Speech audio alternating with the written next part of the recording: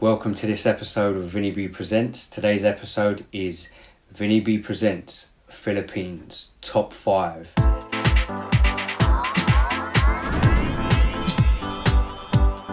This is the top 5 from the places that I've visited and where I personally had the best time. So let's get straight into it. Number 5, Siquijor Island is the island where my grandma was actually born, so it's got a little bit of significance to me. Little heads up, little tip here for anyone who's about to travel the Philippines. Best way to get around the islands, negotiate the islands and get to see most of it is to hire a moped. They're very cheap and the fuel is very cheap as well. So Siquijor Island, you can pretty much get around the whole island in a day on a moped if you like. That's what we did. So some of the highlights are the century-old tree. A very spectacular, huge, massive tree. Great little pit stop. There's a little coffee shop there where you can stop, have a right nice coffee and cake. Also, there's a little pool where you can get your feet attended to by some little fishies that nibble away at your feet. So that's quite relaxing too.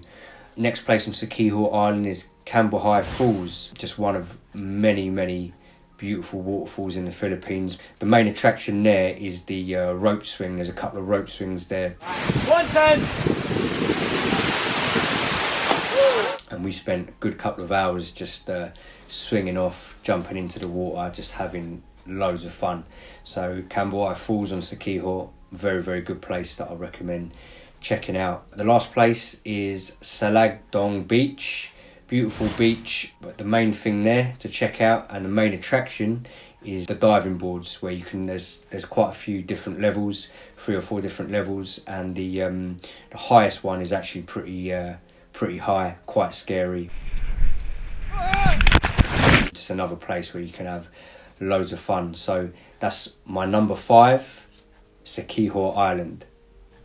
Number 4, this one I'm going for the Banawe and Batad rice terraces. Interesting place. I've never been up north in the Philippines. A little bit different up there. The temperature's a little bit cooler. It's not as hot. Still hot though. But these rice terraces are spectacular. Definitely check out these terraces. They say that the rice terraces up there are like the 8th wonder of the world. There's 2. There's the Banawe and Batad. We stayed in Banawe, and we stayed at a place called the Banawe Homestay, which is owned by a really nice lady called Beatrice, and it's a family run hostel, cheap and cheerful, a nice grub there, and it's right in the thick of things. So in Banawe there's quite a few different lookout points where you can view the rice terraces. A lot of people, a lot of backpackers, spiritual backpackers, they like to hike and stuff like that, but not me. I'm a lazy little sod, so I just pay little tricycle 70-80 pesos just to take me up to the top.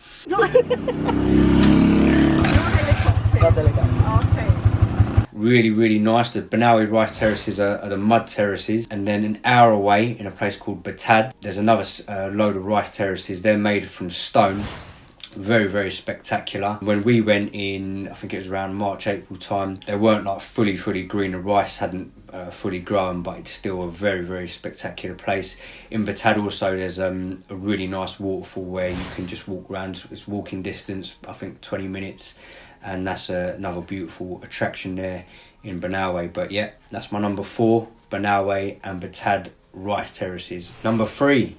So number 3 is Sibuyan Island. Now this one is a little bit off the beaten track. Maybe not that many of you might have heard of Sibuyan Island. It's not a common one for holiday makers, backpackers, whatever, to visit, because it's very hard to get to logistically. You've got to take maybe 2 or 3 boats to arrive. Sibuyan makes up part of the Romblon Islands. I actually went there because I've got family friends. That's why I decided to check it out, but it is a really beautiful island. A little less developed. There's I don't think there's any 3G connectivity there or much Wi-Fi, and the road round the island hasn't been fully developed, but still some great places there. So some of the highlights are Katingas River, really nice river. There's another jumping platform. It's really high actually. So if you do check Katingas River out, just be careful because the tide changes, so you've got to make sure the water's deep enough to jump in. I was actually pretty scared. The White House is another great place to visit. I recommend going up there at sunset because you get spectacular views of the sun setting. So it's a good place just to pitch up with your picnic blanket.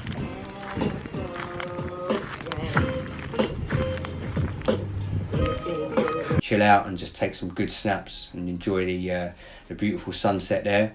There's also you know, like the rest of the Philippines, some beautiful waterfalls there. The waterfalls are called Lambingan Falls and the Gubdob Falls. Did I say that right? The Gubdob Falls. But yeah, they're just places where you can just pitch up. There's little places you can just have lunch, picnic and stuff, and just enjoy the falls. Really, really beautiful. But the star attraction in Sibuyan is a place called Cresta de Gallo.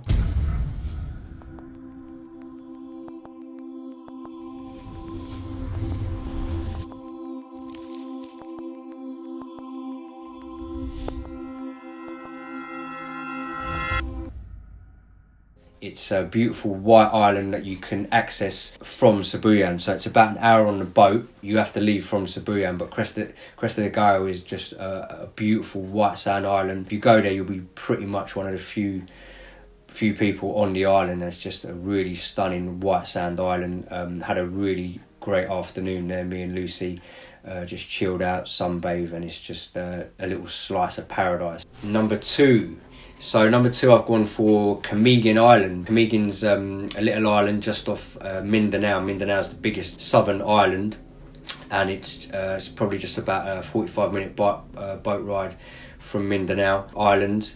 But Camiguin's really come on leaps and bounds. It's a really up-and-coming place, and I think the more accessible it becomes, the more popular it gets. We stayed in a place called Tongatok Cliff Resort. Lovely little resort, owned by a German guy, really nice German guy, lovely staff there, really, really nice food. So I highly recommend the Tongatok Cliff Resort if you ever do check out Camiguin. But there's quite a few highlights there. You've got the sunken cemetery and the old church ruins. Back in the day, there was a big volcano that erupted and it sort of wiped stuff out. So these are like the remains. That's quite an interesting little spot to stop off at. You've got the Blue Lagoon where you can do some snorkeling, some good snorkeling to be done there. We were there for a good hour and a half, loads of little tropical fish. And there's always a waterfall that you can check out, Tuasan Falls. It's a little bit raining when I arrived there, but really big, impressive waterfall that is. So if you've got time, definitely check that out too. But the main highlights are White Island and Mantingue Island that you can access from Camiguin. Again, just beautiful little white sand islands. White Island's tiny. Recommend going there very early in the day, beat the crowds, and get most of the white sand. But that was really, really spectacular. We were lucky there. We pretty much had the place to ourselves if you're willing to get up nice and early. But White Island and Mantingue, there's some good snorkeling there as well. So my number two, Camiguin Island. This is it. Number one, I've gone for Bohol Island. So Bohol is famous for their little tarsier monkeys, home of the tarsier monkeys, and the chocolate hills. That's what most people know it for. But I was just really impressed. Just such a pleasant place to drive around. Really, really beautiful.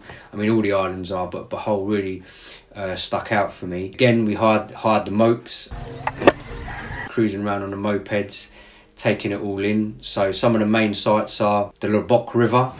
The Lombok River is really, really nice. So if you've got time, stop there for a bit of lunch. There's like floating restaurants that just go up and down the river and you can have a bit of lunch there.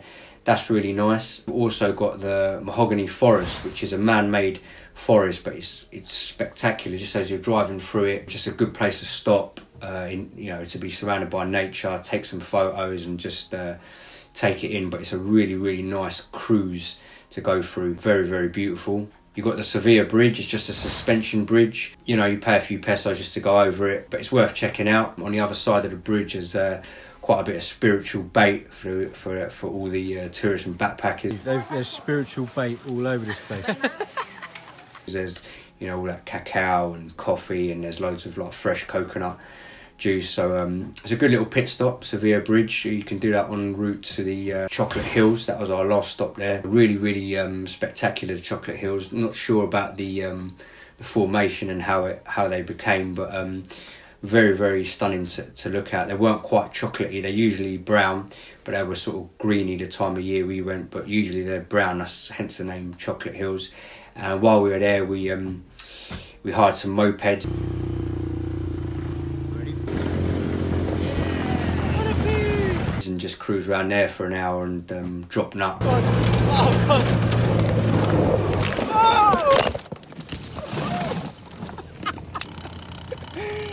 Shit, boy.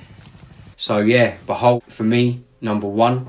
Very, very good place. But they're just 5 of many places in the Philippines. There's, not to mention, Cebu Island, Boracay, you've got El Nido, Palawan.